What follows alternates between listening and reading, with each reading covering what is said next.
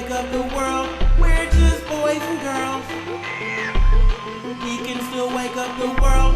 We're just boys and girls. He can still wake up the world. We're just boys and girls. He can still wake up the world. Welcome back to Wake Up the World.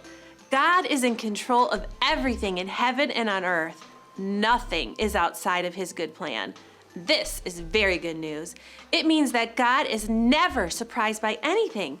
He's in control today, and he was in control in our Bible story today. Let's go check it out.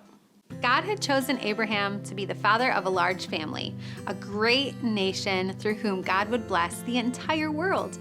Abraham was 75 years old when he obeyed God's call to go to a new land. He left his home with his wife Sarah and their nephew Lot and all of his possessions and servants. They packed up and they moved to the land of Canaan. God reminded Abraham of his promise. Abraham and Lot moved through the land to check it out.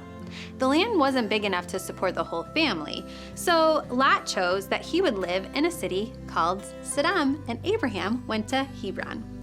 In those days, 4 kings in the area got together and fought a war against 5 other kings.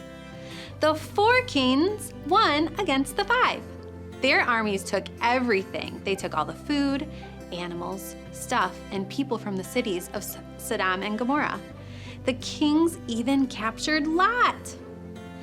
One survivor found Abraham to tell him what had happened. Abraham gathered 318 people and attacked the kings and their armies at night, defeated them, and chased them off. Abraham rescued and brought back Lot, along with many other people, animals, and goods. When Abraham returned from the battle, Melchizedek came to Abraham. Melchizedek was the king of Salem and a priest of the Most High God. He blessed Abraham. Then Abraham gave Melchizedek a gift, 1/10 of everything he had.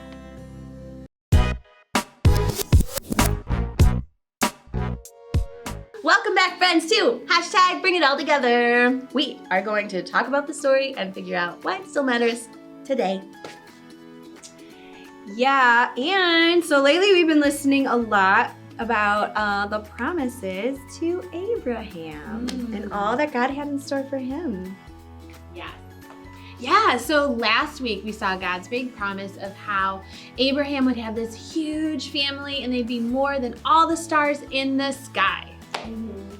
So you guys, when I was a kid, I always thought that wasn't super impressive because there's stars in the sky, but there doesn't really seem like there's that many. But I also grew up in the city. I grew up in Detroit, Michigan, and there's a lot of streetlights. And somebody told me, I remember talking about this and saying wow, if you go out into the country, there are so many more stars. And it's so true. So if you ever hear that and you think, but are there that many stars? Go out into the country and look at the sky. There's a ton of stars. So cool. So in today's story, we had a battle. We saw this big battle. And Abraham noticed after the battle that there were people around him that were hurting. And he went out and started helping and defending the people. He was going to gather all of the things and all the people that had been taken after that battle. Have you ever felt God telling you to help and defend people around you? Ooh, okay, I've got one. I remember being in the lunchroom in elementary school, and it was all my friends gathered at the table. You know, you always sat at the same table for lunch, right? Yeah. And so we're all there eating, and of course, there was always one friend who would just be like the butt of the jokes, right? Like there'd always be a joke, it'd always be something about her that made her uncomfortable, and sometimes she would end up crying.